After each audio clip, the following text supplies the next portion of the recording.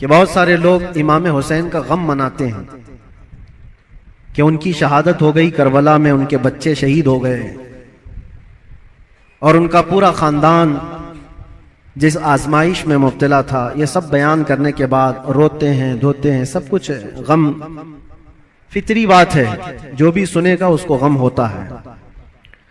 लेकिन मैं ये पूछना चाहता हूं, अगर सही मानों में इमाम हुसैन का गम ही है आप, और सही मानों में उनसे मोहब्बत की वजह से गम करते हो, करबला के वाकयात सुनने के बाद आंखों में आंसू आ जाते हैं, तो कभी अपने चेहरे पर नजर डाल करके भी देख लेना, क्या ये हुसैनी चेहरा है या नहीं है। गम हुसैन का तो है, चेहरा हुसैन का क्यों नहीं है। बड़ी बात है मेरे अजीज, तुम्हारे कहने में और करने में फर्क नहीं होना चाहिए। जिस चीज की मोहब्बत का दावा कर रहे हो वह हुसैन आजम रसूलुल्लाह की शरीयत और रसूलुल्लाह की सुन्नत बचाने के लिए अपने बच्चों का खून भी कुर्बान कर दिया। और आज हमारे बच्चे, हमारे नौजवान दिन भर न जाने कौन से ऐश में मुब्तला रहते हैं, नशा की जिंदगी, ताश के पत्तों में, शराब की बोतलों में। क्या ये जवानी आपको इसलिए दी गई है?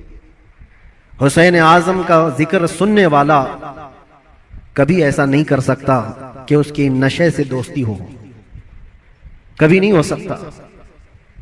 कभी याद करो कि 3 दिन के भूखे और प्यासे सब्र के उस पहाड़ को। एक बात मैं आपको बता दूं, हमारे बच्चे की उंगली में भी अगर चोट आ जाए ना तो बेकरारी बढ़ जाती है। मैंने देखा है, मेरा 1 साल का बेटा, दरवाजे में उंगली उसकी फंस गई थी, उंगली कट गई थी, तो लेकर दौड़े डॉक्टर के पास। डॉक्टर जब सुई से टाके लगा रहा था, बच्चा चीख मार रहा था, चिल्ला रहा था। और सच बताऊं, मजबूत दिल होने के बावजूद भी हमारे पैर कांप रहे थे। बार बार ये दिल कर रहा था कि बच्चे को थाम लूं। डॉक्टर और नर्स हमें आने से मना कर रहे थे, आप दूर खड़े रहिए, इलाज कर रहे हैं। उंगली के टाके देखा नहीं जाते हमसे अपने बच्चे के। वो इमाम हुसैन 6 महीने के बच्चे को लेकर जब यजीदियों के सामने आए, सिर्फ पानी के एक कतरे के लिए, और उन यजीदियों ने दूर से तीर चलाकर इमाम हुसैन के बच्चे को शहीद कर दिया। गले में तीर चला और खून का फव्वारा निकलकर इमाम हुसैन के चेहरे पर लगा। जानते हो मेरे अजीजों, अपने हाथों में उस बच्चे को लेकर क्या उन्होंने रोना धोना किया? नहीं, अल्लाह की बारगाह में पेश किया और अर्ज किया कि मौला मेरी ये छोटी कुर्बानी भी कबूल फरमा ले। क्या इतना जिगर है किसी के पास? एक तरफ भांजों के, भतीजों की लाशों को देखना, अपने भाई की, सगे भाई की लाश देखना, बहुत सब्र किया। लेकिन कभी आप सोचते हैं ये सारा सब्र किसके लिए था? इसलिए था कि हुजूर की शरीयत हम तक पहुंच जाए, आने वाली नस्लें सीधे रास्ते पर चल सकें, इसलिए इतनी बड़ी कुर्बानी थी। और अगर आज हमारा नौजवान सीरत हुसैन पर नहीं चल सकता तो फिर वो गमे हुसैन मनाने का अहल भी नहीं है, वो करबला सुनने का अहल भी नहीं है। करबला के वाकयात सुनने वाला नौजवान वो सच्ची तौबा करके सच्चे रास्ते पर चलने का अज़म करे तो ही हकीकी मानों में वो हुसैनी कहलाता है। और आपको पता है हुसैन आजम के साथ कौन था करबला में? सिर्फ उनका खानदान। 82 लोग, 82 लोग गए थे, जिसमें से तो 72 के करीब शहीद हो गए। औरतें बची थी, आपकी बहन और आपकी बीवी, आपकी बेटी। या औरतें जब कैदी बन करके जा रही थी, लोग उल्टा सीधा बयान करते होंगे, लेकिन सही मानों में रिवायत यह है कि उन अहले बैत की खवातीन को उस हालत में भी पर्दे में देखा गया है। अहले बैत की कोई औरतें बेहिजाब नहीं थी, वो अपने पर्दे की पाबंदी कर रही थी, जैसे चाहे वैसे। आपको एक बात बताता हूं, जब इमाम हुसैन का सर लेकर के दिमश्क में पहुंचे, दिमश्क में जब पहुंचे तो पूरे लोग सर इमाम हुसैन को देखने के लिए भीड़ लगाए हुए थे। तो उस वक्त हजरत बीबी सकीना जो 9 साल की थी, इमाम हुसैन की बेटी, वो भी चल रही थी। एक सहाबी वहां दिमश्क में रहते थे हुजूर के, उनकी उम्र ज्यादा थी, 80 साल के करीब के थे। उन्होंने पहचान लिया इमाम हुसैन की बेटी को देख करके। वो करीब आए, कहा बेटा अफसोस है कि रसूलुल्लाह के इस नवासे को शहीद कर दिया गया, हम कुछ नहीं कर सके। बताओ कोई हाजत है तो मैं तुम्हारी हाजत पूरी करूं। ऐसे वक्त में एक घर, जिसके घर से सब कुछ लुट गया हो, खाने पीने को भी ना हो और कैदी बनाकर ले जाया जा रहा हो, उस वक्त नन्ही सी बच्ची ने क्या कहा जानते हैं आप? कहा, ऐ मेरे नाना के सहाबी, ये जो मेरे बाप का सर नेज़े पर डालकर ले जा रहे, इसको थोड़ा आगे कर दीजिए, ये जुलूस में आगे कर दीजिए। कहा क्यों ऐसा कह रहे हो? कहा इसलिए कि उस सर को देखने के लिए भीड़ जमा हो रही है और वो सर देखते देखते लोग हमारी इज्जतों को भी देख रहे हैं, हमारी तरफ भी देख रहे हैं, हमारी बेपर्दगी ना होने पाए। जो सर देखना चाहते वो सर देखें, हम तो कम से कम महफूज रहे। उस आलम में भी अपने पर्दे की हिफाजत करने वाली अहले बैत की वो छोटी सी बच्ची पर कुर्बान जाओ।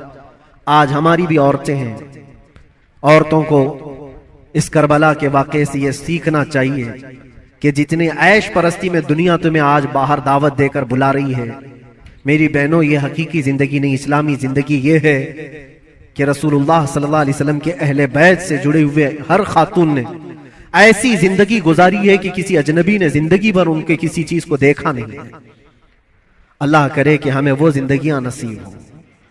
बस मेरा ये पैगाम है कि हुसैन आजम को सुनने के लिए सिर्फ रोना धोना जरूरी नहीं, बल्कि हुसैन आजम को सुनने वाले को ये अज़्म और हौसला रखना चाहिए कि मैं अपनी ख्वाहिशात को मार करके अल्लाह की रजा के लिए जीऊंगा, अल्लाह की रजा के लिए जीऊंगा।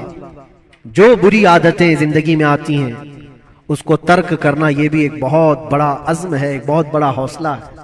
नौजवानों से मैं गुजारिश करूंगा, आज पूरी दुनिया तुम्हारी तरफ देख रही है।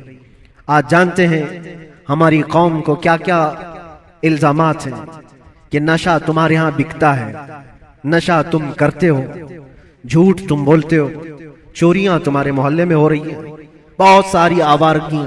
ये सब बातें क्यों आई तुम्हारे अंदर? रसूलुल्लाह सल्लल्लाहु तआला अलैहि वसल्लम के खानदान से मोहब्बत करने वाले, अहले बैत से मोहब्बत करने वाले अपने मुआशरे में ऐसे तो नहीं रह सकते। जिस रसूल ने कहा सफाई आधा ईमान है, आज हमारे मोहल्लों में सफाई नहीं। बात सिर्फ यही है कि सिर्फ जुबान से हुसैन हुसैन कह लेने का नाम हुसैनी नहीं होता, हुसैनी नहीं होता।